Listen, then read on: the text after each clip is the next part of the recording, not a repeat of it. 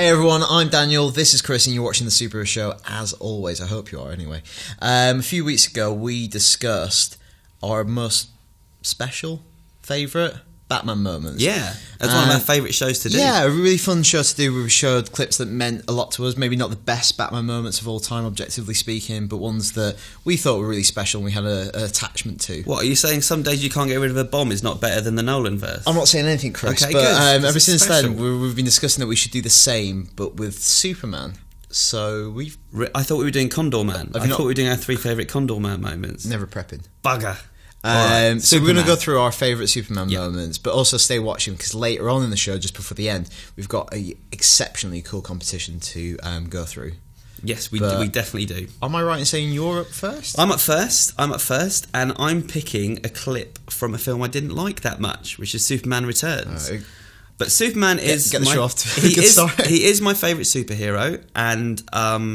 there was a long break between Superman movies, so it was very exciting to hear that Bryan Singer was going to be making a Superman film, and I remember going and seeing the previews of it, and it was building and building and building until the first action scene, and that scene happened, and it was back in the day when 3D was just coming back, and the whole movie wasn't in 3D, but just certain scenes were. It actually had the logo, the coordinates. The S would come from the corner, you put your glasses on, which I still prefer to having it on the whole time, but anyway. And it was this scene with Superman playing rescuing a jet. So do you want to play it, Rich?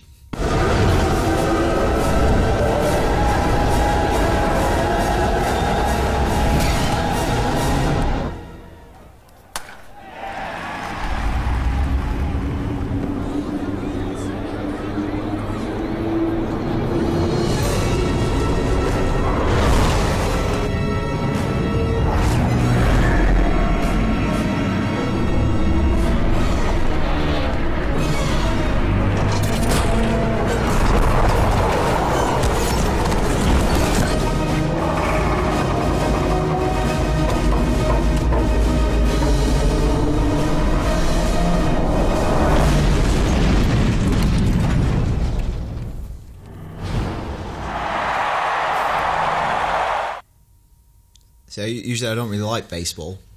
No, but it's the all-American hero landing a plane in the all-American, ground. Was that a bit more? So good. Yeah, so I genuinely think it's maybe the best action scene in all of the Superman movies. Well, I was going to say, watching that, it's really interesting because that's a film that's often derided as being quite action-light. So when they said they were going to do another Superman film, they kept going, we have to atone for Singer's movie, which was action-light. That's a brilliant sequence. Yeah. It's like a 5-minute sequence. We truncated it. But it's really early on in the film, so I always remember thinking they kind of shot their proverbial load a little bit early in this one. It was a close thing between that and the bullet coming into his eye, but I remember how excited I was seeing that scene in cinema and thinking, wow, he's back. It's really exhilarating. And I didn't know he was going to be in hospital bed for the last 20 minutes. Yeah, let's forget that somewhat. But there's lots of lovely touches in that, watching that. I love the way that the plane nose crumples. And I think Singer's movie really showcases how strong Superman is. And that sounds like a very banal point to make. But it's sometimes quite hard to represent just how ridiculously strong that character is. And right at the end of the film, when he kind of lifts up the planetoid made out of kryptonite and throws it into space, you just realise, oh my God, he's unlike any other superhero. Yeah. So nailed it. Yeah. All right, what's your third choice? I feel like mine lacks the gravitas of your moment, or maybe the drama. Yeah, I do a little bit as well because I know what's coming. But yeah, so it's your decision. Kind of regretting this somewhat now. This is from Richard Donner's cut of Superman 2. I don't think it's in the original. This is only in the cut that I saw at the BFI a few years ago. And yeah, it's probably best just to watch it and then comment. I have to tell you something. I've never done this before. Don't worry, you're gonna be fine. Just, don't rush it. Okay.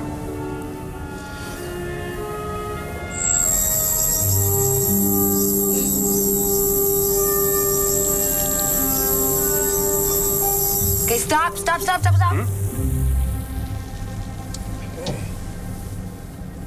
You should never overcook a souffle. Bake Off. Yep.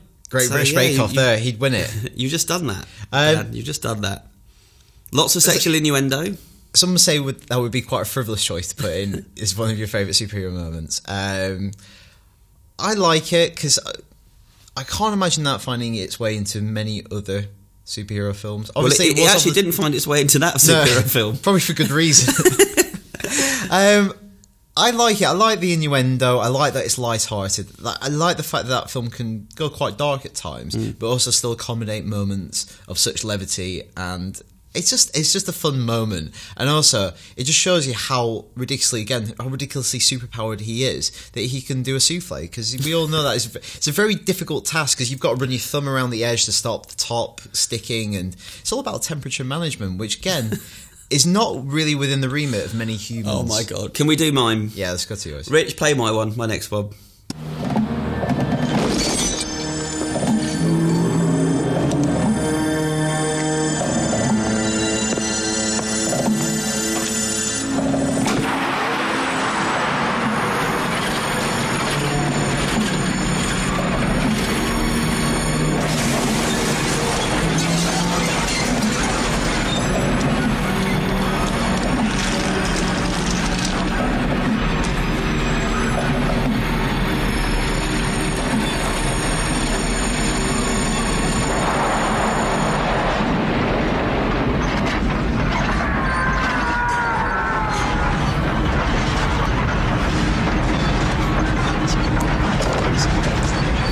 Just the thing to make.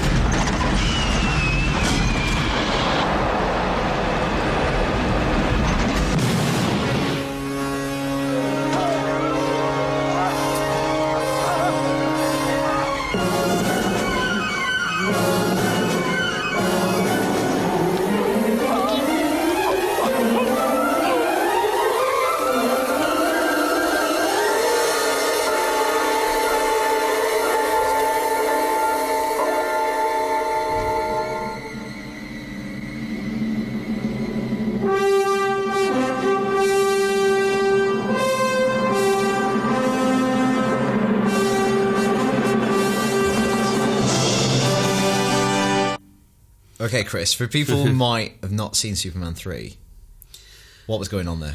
Well, I've got a lot to say about this one, really.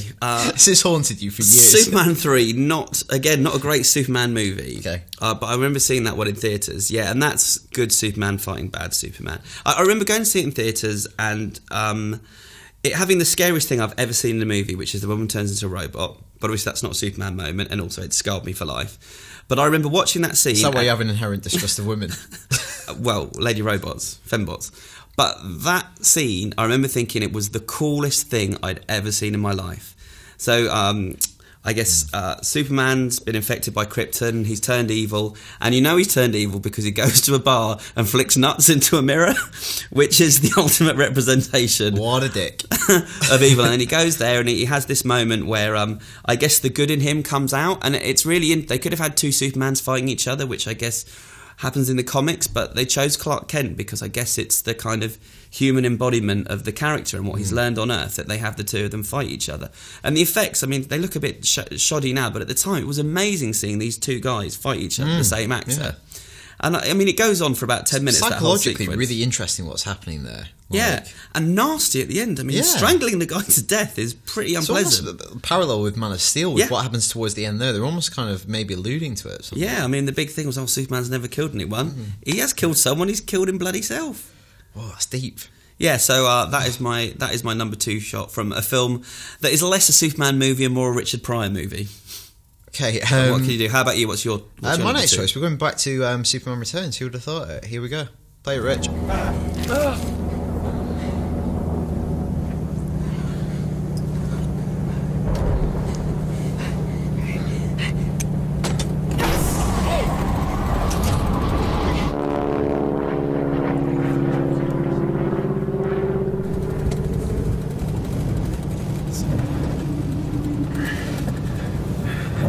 How did you find me?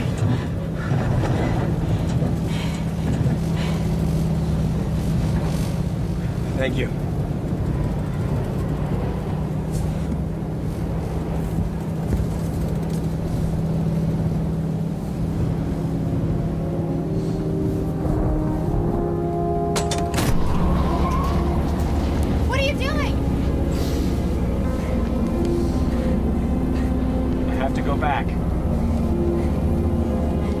You're hurt! Yeah, me too.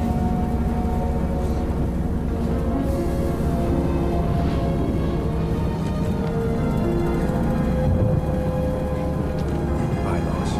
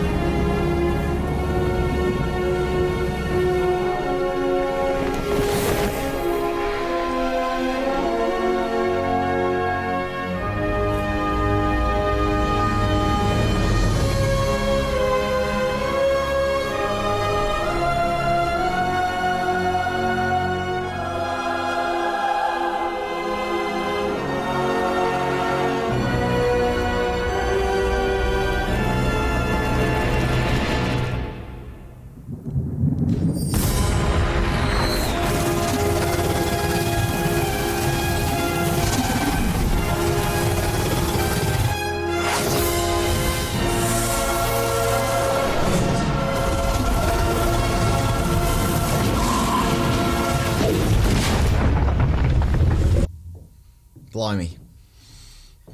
Check that out. Unexpected. So you're going from him on the verge of dying with kryptonite, a kryptonite shard embedded in his side. Religious. There you go. It's one of many religious references in Superman, and particularly Superman Returns. But why I like that is a few reasons. So when he flies up into the sun, the music, the crescendo, John Ottman's score, it's amazing. And music is a huge part of the Superman films. Yeah. John Williams' score is incredible.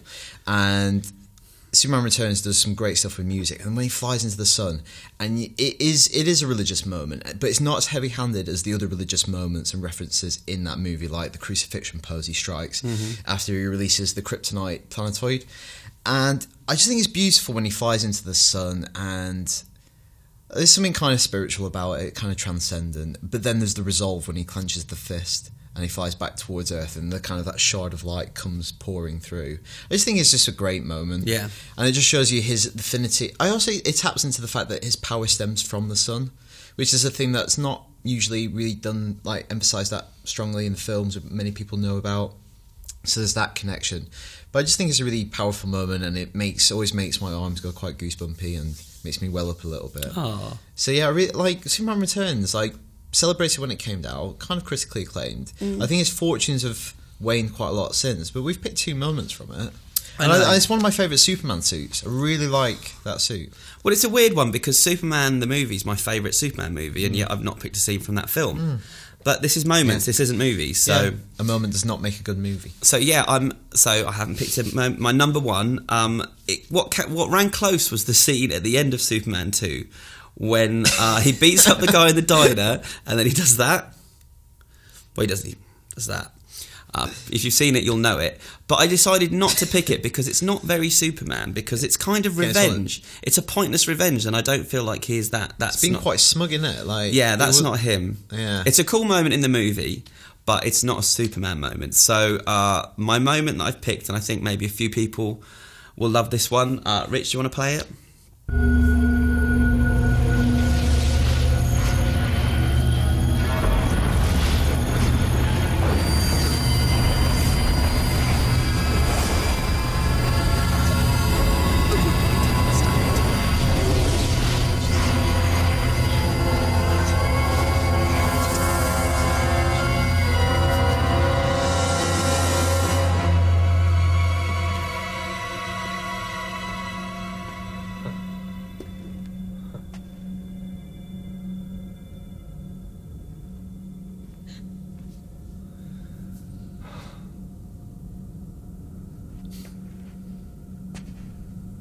Now, finally,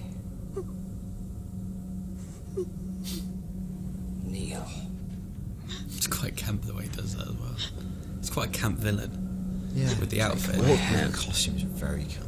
And swear eternal loyalty to Zod.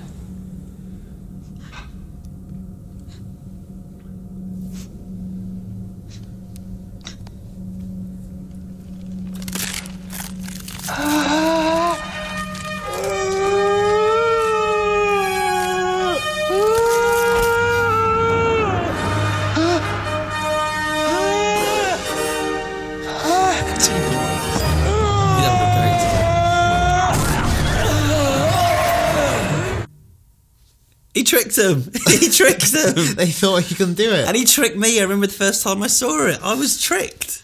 I mean, there's not a huge amount to say about that. It's just a really great moment in a really great movie, and it's the combination of like the twist and the music and Terence Stamp's the noises he makes, the noises, the hand cracking is such a horrible thought. Yeah. I just think it's a great moment in cinema, let alone one in a Superman the power movie. of Superman, that he can crush this guy's hand who is supremely powerful in of himself. Well, he's not there because he's lost everything. Yeah, so I haven't got a lot to say about that. I just think it's a blooming awesome moment. Ready for mine? Yeah, do it, Dan. Right. It's not going to involve souffles, is it? Brace yourself. Okay. Things are going to get emotional. Yeah. Press play, Rich. You will travel far, my little Jor-El. This is only York Wood. But we will never leave you, Something about his voice. even in the face of our deaths. The richness of our lives shall be yours. All that I have, all that I've learned, everything I feel, all this and more I bequeath you, my son. You will carry me inside you all the days of your life. You will make my strength your own. See my life through your eyes, as your life will be seen through mine. The son becomes the father, and the father the son. This is all I can send you, Jor-El.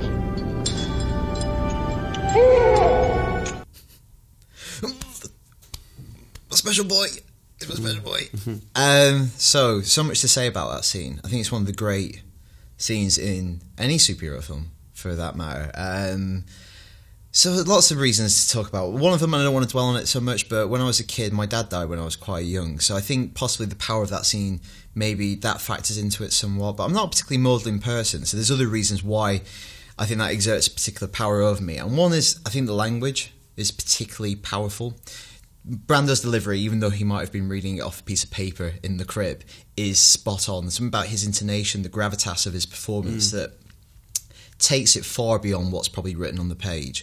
But the language is so simple, but the way it's paced and the kind of repetition, and the father becomes the son the father, there's kind of a weight to it that is biblical. It's like the King James Bible. It could be from Mark's Gospel or something like that. And I'm not religious, and even though I don't subscribe to Christianity, or even if you do, I think Superman has always derived a lot of power from that language and from that symbolism.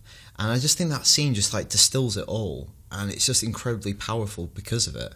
And every time I watch it, and even when I think of those lines, it has this really powerful emotional reaction to me, on me. And yeah, that's by far one of my favourite scenes of any movie, regardless of it being a Superman film or not. I just had a bloke crushing another bloke's hand. Well, to be fair, I feel bad now. To be fair, I had him cooking a souffle number 3, so I've gone from one extreme to the other. A bit all over the place, but no, I agree. There's a weight to that scene that really, yeah. And then it's the other speech as well, like, for this reason above all, the capacity for good, I've sent you, my only son. Again, it's writ large what that's drawing on, but still, I think even though it's blatant, it's nonetheless powerful because of it. So yeah. Oh. Good choice, Dan. God, doing these moments always like drains me. Just like, well, when we do the Condor Man one, you'll be able to relax a bit more. It's not as heavy. I'll tell you what, our Ryan Reynolds Green Lantern episode is going to be pretty light-hearted. Well, have we got anything to lighten things up a little bit? Yeah, so we do. We have a competition this week. Unfortunately, it's only you can only enter it if you live in the UK. I'm really sorry about that. I know. What? I know we're international, but it's only you can only enter if you're based in the UK. And do you want to know what the prize is? I do. So The Amazing Spider-Man 2 is out on Blu-ray and DVD this Monday in the UK, and we've got a very cool prize. 2 things actually. So one, you want to hold that? I do. So this is the Blu-ray copy, and we've also got a poster. Now these are not just a Blu-ray and a poster; they are both signed by none other. Who's that? Stan Lee himself. co-creator of Spider-Man, Stan Lee himself, has signed both of these. So we're going to give these away to one lucky viewer. And now, what we want you to do is our job. Basically, our job. We've run out of ideas for the show. So if you can write in and suggest what we should tackle next week, whether it's a compilation show like this where we rank moments, or it's some other issue, or your favourite character to discuss, suggest an idea for the show, a title. We'll pick the best one, we'll do the show on it next week, and you'll get these lovely prizes. But please, when you write in, let us know if you live in the UK first. Yeah. And how can they enter, Chris? Right into the website that Rich has put along there. I'm not even going to say it because I'll get it wrong. Yeah, so that. Rich, do it again. Perfect. And yeah, we'll do that next week. Cool. Yeah, thank you for watching and thank you for tuning in. Rubbish.